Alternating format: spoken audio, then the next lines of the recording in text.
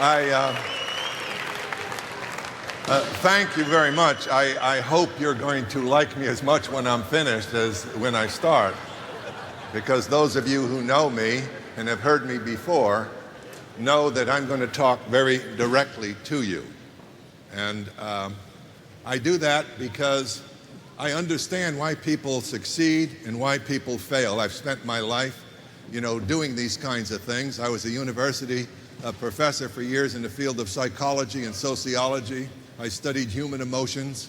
I studied how the mind works and why people end up where they end up. I spent many years in the criminal justice system doing counseling with people whose lives were messed up. And so my life has been primarily about empowering people through what I call a wake-up call.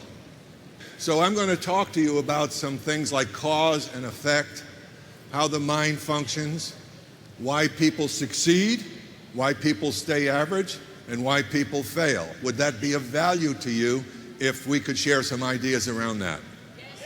Okay? As far as my involvement with ACN, I had a good business background. I had many years of experience when Artie and I went in to look at ACN, and I can tell you we probably had a lot more background than some of your friends who tell you it won't work. We went in and we put this company under the microscope. We were not going to get involved with a company that A, had the wrong people leading it. Because in my experience, if the people at the top are not right, sooner or later, it's a problem for everybody else who's involved. You know how difficult it is in business and in life to find stand-up people who mean what they say, have the passion for what they're doing, and share the wealth with the rest of us? Sometimes opportunities come and they pass people by. And the interesting thing is that everybody's hearing the same information. Why is it then that one person will grab the ring of possibility and create great success, and the person sitting right next to him doesn't do a thing with the opportunity? You see, first thing I want to share with you and teach you is that I'm one person up here as far as you see, but I want you to know that that's an illusion. See, I'm not here alone. Every teacher who ever taught me, every mentor I ever had, every book I've ever read, every research I've ever done is here with me. And all I am is the messenger of what I've been taught. And I'm sharing it with you, but here's what I know about us as human beings. It's you individually that will take the information that I give you, and you will process that information through many limitations. You see, if you put your hand in front of your face, you will see there's space between your fingers, but you'll see that the fingers can block your vision, yes or no? These are all what I call filters of the mind. Is your experience with your parents a filter for how you see the world? Yes. How about your religion? Yes. How about your education? Yes. How about your belief about yourself? Yes. How about your position in the family if you had other siblings? Yes. How about your color and your ethnicity, your nationality? Yes. Are you getting the point? Behind these filters, you give all of what you're seeing in the present interpretation and meaning, okay, from the reaction of these filters, and in nanoseconds you describe or interpret and then act upon what you believe to be true. Now, what follows that is that there are no similar realities. Each one of us, through the process of thinking, creates the reality we experience in life. Now, when someone really understands that, some things really begin to move in the way they're living life. But that understanding means nothing if it stays here. I'm not going to teach you anything you do not already know. I'm just going to remind you, because intuitively we do know. We know when we're honest. We know when we're dishonest. We know when we have a work ethic. We know when we're lazy. We know all those things. But we need to know, where are they taking us? So the first rule of success is you have to give up some things. You're going to have to change some things, and I'm going to talk to you about the things that are going to need to be changed. Are you willing to listen? Yes. And if I tell you, are you willing to take it on? Yes. And are you willing to be truthful? Yes. Are you willing not to hide out? Because the information I can give you, I've lived my life finding it. Personal responsibility. That's first and foremost. Quit leaning on other people for your success. If an opportunity is in front of you, it is incumbent upon each of you, if you want it. That's why Dr. William James, the father of American psychology, was asked near the end of his life, what is the greatest contribution to humanity in your lifetime? To which he responded, listen closely, that a human being can alter the circumstances of their lives by altering their attitudes of mind. Their attitudes of mind. What's the creative force? This is what most people will live and die not knowing or not believing when they hear it. Your mind is creating your reality. How you use your mind, which means what type of thought do you use to put you where you are now? You see, let me talk to you a moment about the law of cause and effect. You see, this is a law of the universe. The highest form of wisdom is understanding the law of cause and effect as it relates not only to the events of the universe, but to the events of our lives. And in our lives, thought is the cause. How you think is what you become. Take the aggregate of your thoughts, be they positive or negative, and you don't need to be a genius to look at your life as a consequence. Show me negative people, and I'll show you miserable lives. Show me positive people, and I'm going to possibly see a dreamer and someone that's motivated to improve and change. So cause and effect, let's go a little deeper. Therefore, we understand. There's three words you need to understand. First, we have to be. Be. That means we need to become. That means we need to have motion and movement in a form of growth. We need to become, then we need to do. So it's be, then it's do, and then it's have. Now here's a problem with most people. They don't understand that. They're looking to have the having without becoming and then doing what they're becoming so they can deserve and justify the having. We have got it backwards, folks, or there'd be millions and millions of people successful. Check your own thinking. Do you concentrate on becoming better, or do you just concentrate on wanting more? Can you see the incongruence here? Understand the law. Be, become, do what you've learned in becoming. 3, I'm going to get what I get, okay? Let's look at it in the laws, the spiritual laws. I have to plant a seed before I can get a harvest. In the seed is already the consequence. Without the seed, there is no harvest. Now the mind. In the thought is the creative power of circumstance. In the nature of my thinking, I'm creating my emotions. And the combination of my thoughts and my emotions make me behave in a certain way. Those two make me behave. Over time, I develop habitual ways of thinking and reacting. And out of those habitual ways, I create my life. Circumstance is the end product. Thought is the cause. Now, this is an ongoing process. Everywhere you look in the universe, for every positive, there is a negative. For every yes, there is a no. For every up, there is a down. In the universe, you see this peculiar balance all the time, but you can't see it in your own lives. You have to get to that point if you want to prosper and grow and be happy and have better relationships in your life.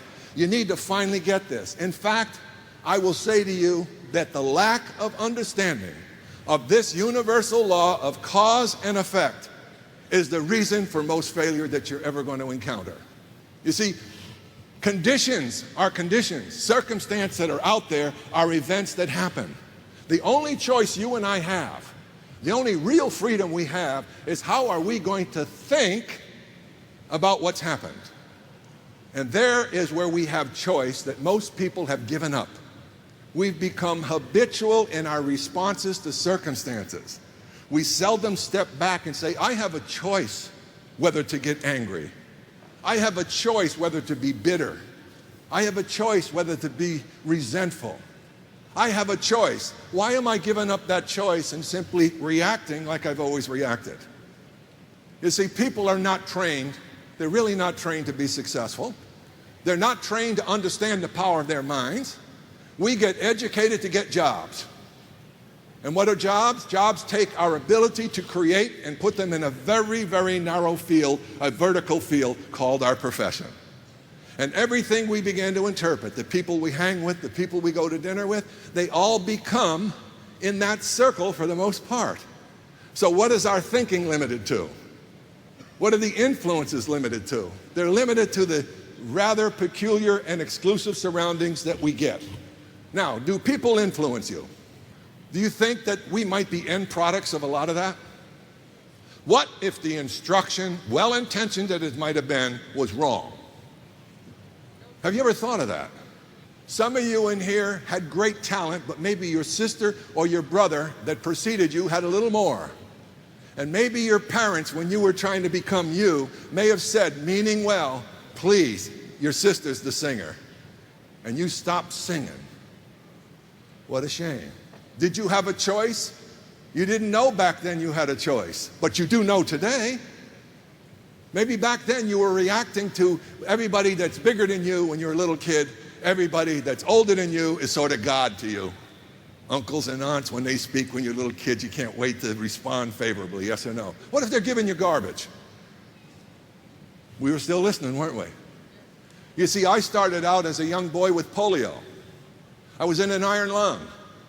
The doctors told my mother he's not going to live. And then when I lived, the doctors told my mother he'll never walk again. Now either I made it or I got a twin brother that's standing in place for me. You see, when I started, I didn't have anything much going for me other than what I could muster up inside. And I learned some things about motivation, which I want to teach you. Every failure I know, without exception, waits to be motivated. Isn't that sick? If you're a person waiting to be pumped up to change your life, you better grab a moment of inspiration, internalize it, and get some fire in your belly, or it ain't going to happen, nothing's going to change. The only winner in the game is going to be the time on the clock. You're not going to win. Change is inevitable. Adjustment to change is inevitable. So I went on, and how many of you were laughed at when you were kids? Made fun of. Come on, let's own it. We've all had some of it, some more than others. Well, let me tell you something. How would you like to be my height, about this big around? I've compensated well. And you're going to school with braces on your legs, and kids are laughing at you, making fun of you. See, there's a choice there, isn't there? The choice is I could have decided to become what they were telling me, or I could dig somehow inside and say, I'm not letting them define me. You know what? That's a choice you better make from this day forward. Because I'm going to tell you your number one enemy. We've all had the same enemy from day one. Your number one enemy is the eyes, the words, and opinions of others about you. It's been controlling you all your life. You never discover who you are. You never discover your own unique miracle, the power you really have to shape your life. But you're going to have to change your thinking to do it. If your life isn't working, edit your thoughts. You had thoughts of unworkability. You were asking for things you didn't deserve. You were justifying things that were lies. You were making excuses that weren't true. You were blaming people that you shouldn't have been blaming. And that's our human condition. But getting away from it and getting out of it is possible. But we need to know what we're in and tell the truth about it. Two things you're going to have to give up if you want to really prosper, have a happy and successful life. Excuses and blame. So I'm going to give you a remedy. This remedy will work 100% of the time if you'll do it. Forgive anybody and everybody who ever did anything to you that was harmful to you, with no need for justification or kind response for the forgiveness. And here's why. You can't give that gift away until you forgive yourself for all of your mistakes and say, my slate is clean, I've got today is my life, what do I plan to do with it from this moment forward? That's the deal of life. We all have had mess-ups. And then we're going to make a decision and a choice. We're going to turn left or we're going to turn right. And in that one choice can be a new destiny. Remember what Dr. James said. A human being can alter the circumstances of their lives by altering their attitudes of mind. So the law of cause and effect don't care if I understand it. It doesn't care if you understand it, and it doesn't care if you hear it and don't follow it. It runs the game, and wisdom, to me, the highest form of wisdom is understanding how that works. In my thought, I'm creating emotion. The emotions, I create behavior. Those three become my habits. My habits over time build a life that I have called now. It is your mind and your thoughts that are creating your personal, unique reality. That's why when we started, I said, no two people can hear me precisely the same. Because you are going to filter me through those things I told you we can filter. So what if we can change the filters? Because that's the only chance we have, isn't it? Well, how do we change a filter when we feel someone else did it to us? We quit blaming and we forgive them. You know, people get married and people don't stay together. People get divorced. I got a question for you. Whoever made up the rule that because someone loves me once, they're going to love me forever? Who made up that rule? So my life and your life is about adjusting to the realities and consequences of what goes on. That is the only freedom you have. Two men sat behind prison bars. One saw mud and the other saw stars. Same condition, totally different interpretation, totally different experience of the same thing. So once you figure that out and you take personal responsibility, we have to understand this next rule that ties right in and is an integral part of cause and effect. I have to give before I can receive. Now here, be, do, then have. I have to give before I can receive. So you're in a business like this. You want to be successful? You better do a lot of giving before you can expect to do any receiving. Because in your hands is the life and dreams of other people that decided to sign up with you.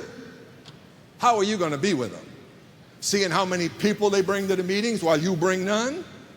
Look at your downline report and see who's working while you stopped? That's a lack of integrity, isn't it? So you have to be, do, then have. Then the law says, I must give before I can receive.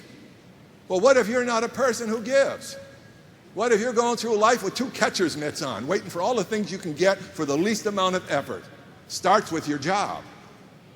How many people do you think walk into the companies they work for in the morning and walk in going, whoo, I just can't wait to get here to get started to earn my pay? As opposed to, oh man, it's time to get started. 4:30 comes, we should have neck braces on if quit time is 5. Why? 4:30, here's what we do. The clock's on the wall, you go, oh man, clock isn't even moving. Got another half an hour in this place. Comes Friday, what do? We finally have a little uplift in spirit. Do you ever analyze why? We can't wait to get away from this place we can't stand. There's no dream there. There's survival and you know it. I'm not making it right or wrong. I'm just saying if you want a different life and you have a chance, turn off the TV set and grab a hold of this thing and let it give you a chance to change your life so 2 or 3 years from now, you can have choice. Well, you can't play with this thing and get it. Is that fair enough and truthful enough? You see, this is an opportunity for real people who want to do real things for their families and their friends. It is not an opportunity for a lazy person that's not going to change. It just isn't. And let me tell you something else. There's no opportunity that is like that is worth anything. See, the problem with an opportunity, analyze this. You know what the problem is? All of them, if they're real, are dressed in work clothes. You know, they got overalls on and boots, and they're going to have to go through a lot. So I'm going to help you go through what you're going to go through. But the first thing is, and this is one of the reasons why 95% of the people are good people, but they end their lives with not much money, get into their old age and they're surviving. They don't have the things they dreamt about, okay? And here's the number one reason after you get cause and effect, here it is. They don't know what they want. Does that sound strange to you? They do not sit down and set specific performance goals to get what it is they want out of life. Now think about this. Understanding now that thought is the creative power, thought will garner your power, thought will direct your action, thought will maintain and stimulate your personal motivation, but you don't know what you're after. Can you see you have nullified your power because you don't know what you want? Now, I can prove it to you. 5% of the people basically own 95% of the wealth. Have you ever asked why, honestly? Have you ever studied them? Have you ever noticed they look different? They appear different? Their aura is different? Their gaze is different? Their whole being is saying something different than yours. Now, and conversely, look at people who are struggling, look at people who aren't getting where they want to go, and use the same observation. See what their attitudes are. See what comes out of their mouth. See whether it's positive, negative, uplifting, or draining to be around them. And then you look at their life. What do you see? I'll tell you what you're seeing. You're seeing the consequence of their thoughts, their emotions, and their attitudes. That's what you're seeing. And what are you seeing in a successful person? You're seeing the opposite of what you're seeing in the people who are just struggling. And what you're going to see is all of what I'm talking about. Their attitudes are different. How they see things are different. Their work ethic is different. They have the people who are winning have goals because they understand the dynamic of how the mind works. Without a target, it wanders. See, now that you understand the law of cause and effect, now that you understand you're going to have to do some things different. And most of what you're going to have to do different is to give up things that are in your way. A bad work ethic, bad attitudes, negative attitudes, blaming other people. You see all the things we got to go, get them out of the way? Why? We want pure, raw, unadulterated energy coming out that funnel. And when you do, I'm going to tell you, you are going to encounter what I call magic. And only those people who have done it understand what I'm going to say to you now. Once you know clearly, unequivocally, without a doubt, what it is you want, follow this. What you want is out there waiting and beckoning you forward. And here's how it's going to show up. Once you know, your perceptions narrow, your interest narrow, your skills of observation broaden because they're now focused. And what you begin to see is the book you should be reading, the tape you should be listening to, the next person you should be talking to. And the more you do it, the more you begin to understand the power of focus, the power of directing your mind toward specific goals. What will you do then? You're willing to become. You want to become more because it is a compelling magnet now that you know what you want. And it's the only thing that will draw you through the dry seasons of labor, the doubts we all have from time to time, the disappointments we encounter in any journey worthwhile. Remember, for every positive, there's a negative. For every defeat, there's a victory. For every obstacle, there's a solution. Are you getting it? And only those people who are able to see the impossibility and still go are the ones who end up being successful. Time is your one asset to create the new life. Get together with who you're with. Decide, why would I want to do this and what do I want 2 and 3 years from now? What's my vision of what's possible? Because I can tell you this company has vision. It has things it sees coming. It believes it's coming or they wouldn't be putting millions of dollars into our infrastructure to make it possible for us. But the visionary will take the future and make it alive in the present. All others will keep back and wait, and when no obstacles in the way, I'll begin. You won't. The ones who win are the ones who have vision to see and are willing to take the steps before the finish line so that they get to the finish line. Some of you know precisely the process. If everything were smooth and easy and perfect, we wouldn't even need to be on the planet. There'd be no need for us to be here. We have problems to solve them. We have yeses for nos. We have right for wrong. We have good, we have evil. We're never going to get away from it. The point is, what do you personally do and participate in your own life with all of this? And the freedom of choice is connected to the nature of your thoughts. So thoughts are creating my reality. If I observe successful people, I start to notice they are different. They're no more intelligent than you. Don't you buy that? A genius without a goal will go nowhere. And an average person with a goal can go anywhere. So don't get intimidated by how smart you think people are. In fact, people who are mostly committed to being smart, that's all they are. They have to have answers for everything. The adventurers in life are the entrepreneurs. There's no sure deal, but guess what? You got a heck of a lot of evidence that this thing works. The only question left for you is, do you want it to work for you or not? What you need to recognize is that you need to change so that this is a possibility for you. You are going to get the best training. You are going to get some wonderful people interested in you. And you want to know what? Go find it out there. Take a look at your life right now. Who's cheering for you? Who's telling you you can change your life? You can do something better than now. And I don't care how old you are. I've worked with men in their 70s, and at 85, they're telling me what they accomplished. I've worked with young people that have been broke that write me letters. They're millionaires 10 years later. So it isn't about the condition you're in now. It's the direction you want to go in tonight, and you sustain the direction. When people refer to me as a motivational speaker, I say, that's not true at all. I'm a wake-up call. I don't want to motivate anybody. I want to educate you as to what the realities are of winning and losing. That's integrity. You don't need another place in life to reattach your emotional umbilical cord. You need to know it's you. And you need to know you have the power to change, but you need to know what's in the game. New habits, giving up old things, and deciding once and for all. You are focusing your energies, and then you're going to see it happen. Let me give you an illustration. This is the power of focus at the unconscious level. You've all had this experience. You had to get up disordinately early, 3:30, 4 o'clock in the morning. You had to catch a plane, be somewhere. Remember that time? You set 3 alarm clocks, called your brother, your sister, your mother. You must have had fail-safe all around you, yes? Why was it that at 3:29, you popped up out of the bed before any of them had to call you? See, there's part of the insight into the magic.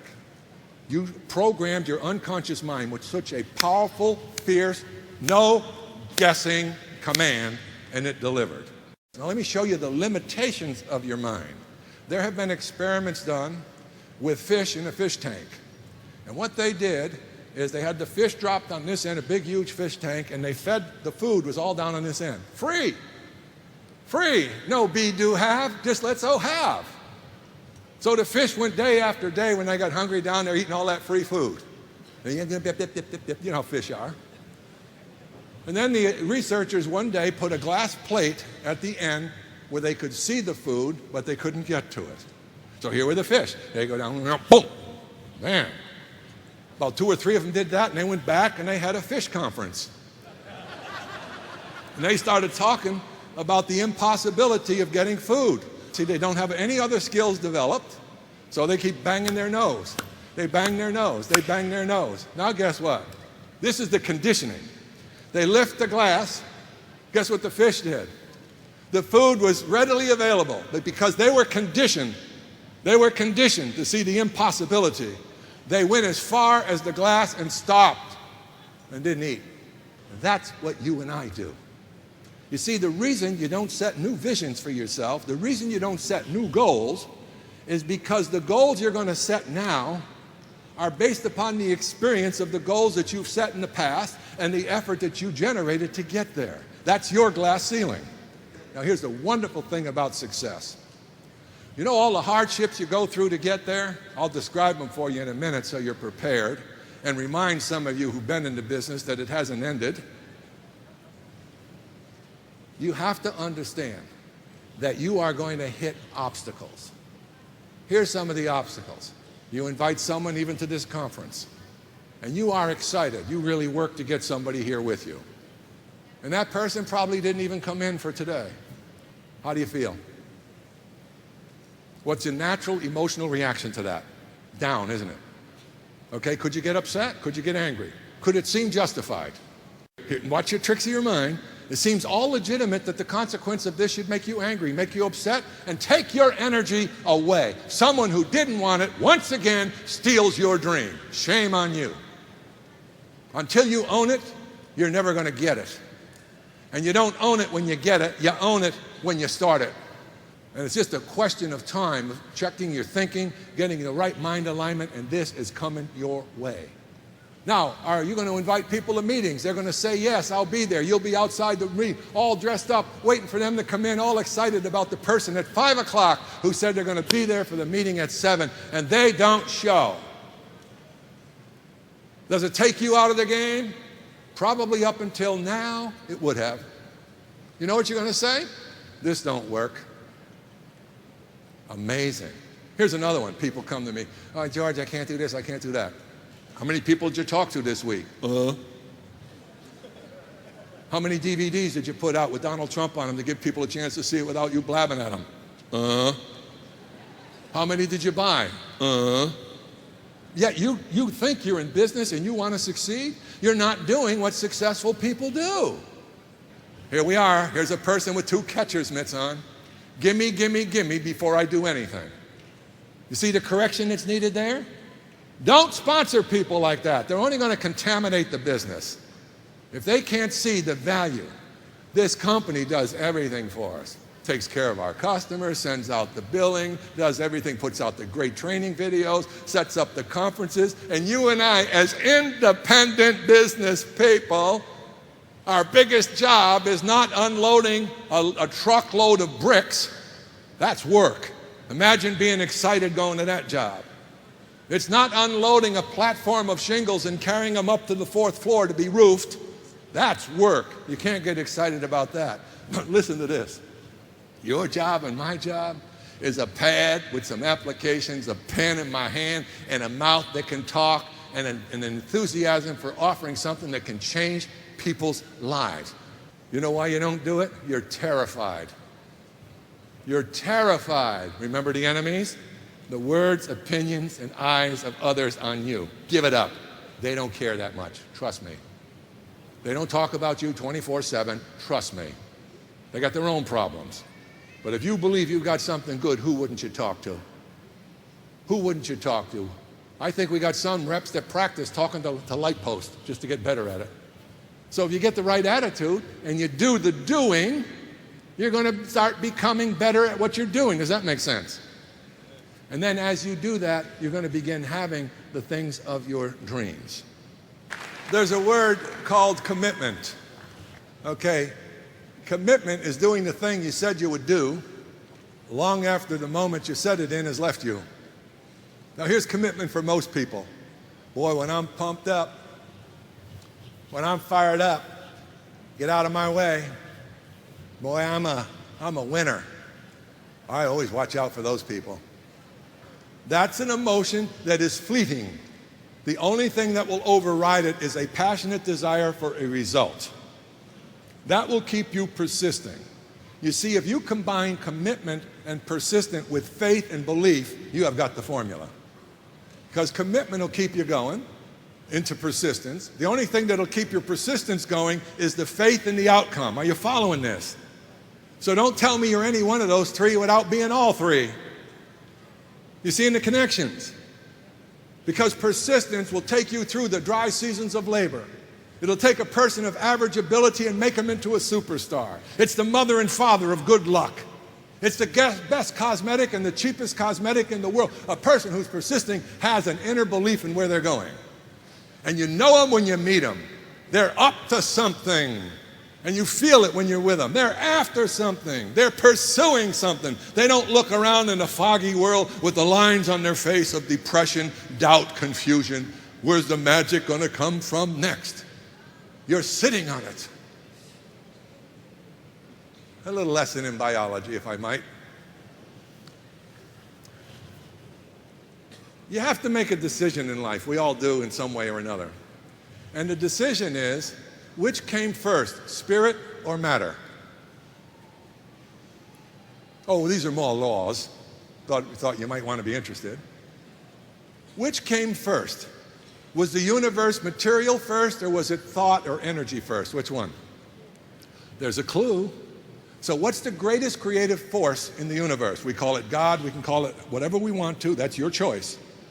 Okay? But once we identify what we call that divine power, we recognize that everything that followed, however it unfolded, came from source. Let's call it source. Now source, difficult concept because who starts source? So then we get into the domain of a third dimensional mind trying to understand fourth and fifth dimensional realities.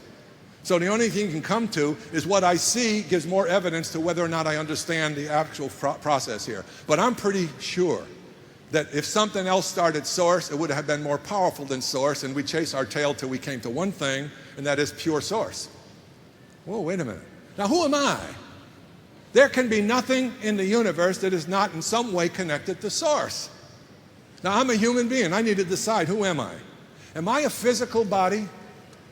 Or am I a spirit being at the core of my essence, running around in a physical body for a linear period of time called life? What if that's the conclusion I come to, and I hold it in that possibility? Then where is eternity?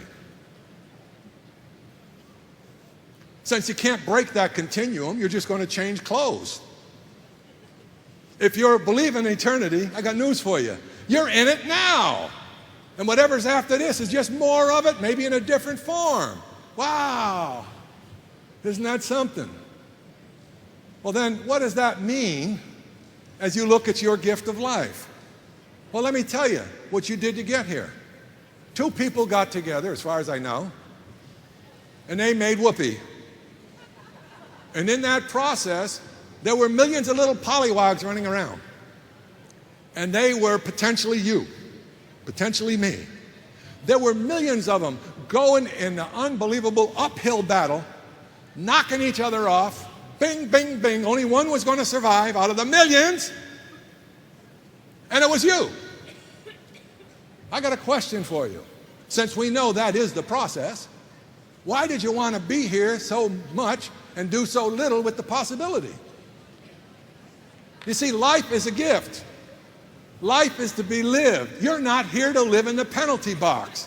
You're here to grow and prosper and be loving and kind and build community and build relationships. That's where happiness is. And the lack of that understanding is the miseries we have. Now, what did nature teach you right out of the gate? First, they gave you a little bit of an easy time. You were floating around in mom, remember? Boy, this is cool. I got all this fluid around me. I can't even get bumped and bruised, okay? Every once in a while I say, Mom, stop eating the cabbage. I'm getting a lot of gas. That goes on for a certain period of time. All of a sudden, one day, you're ready. You're ready to make your presence known.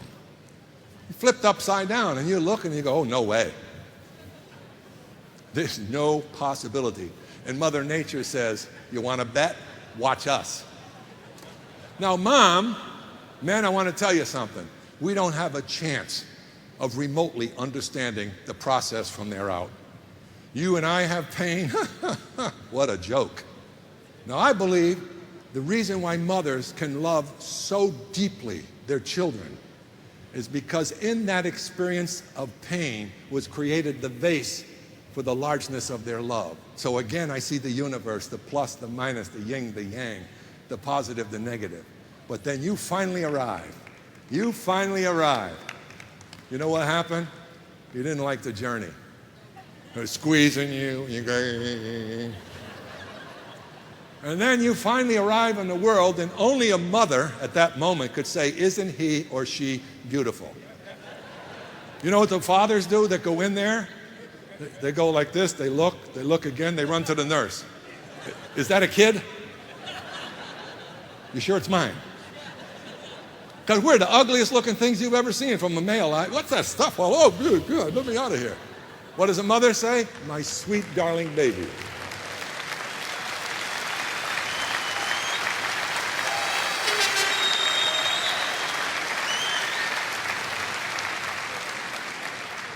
So here we are. We even chose. We can hold it this way. Why did I choose to be here since I could never possibly be disconnected to source? It's impossible. There's no separation. There's just isness. We're all in the game. Nothing can exist without it since it's the creative force of the universe. So boy, I'm going to tell you something. I'm going to respect the miracle. I'm going to really respect it. I'm going to love life from this day forward. I want you when you leave here, I want you to dance like no one can see you. And I want you to sing like no one can hear you. And I want you to love like you've never been hurt. God bless you.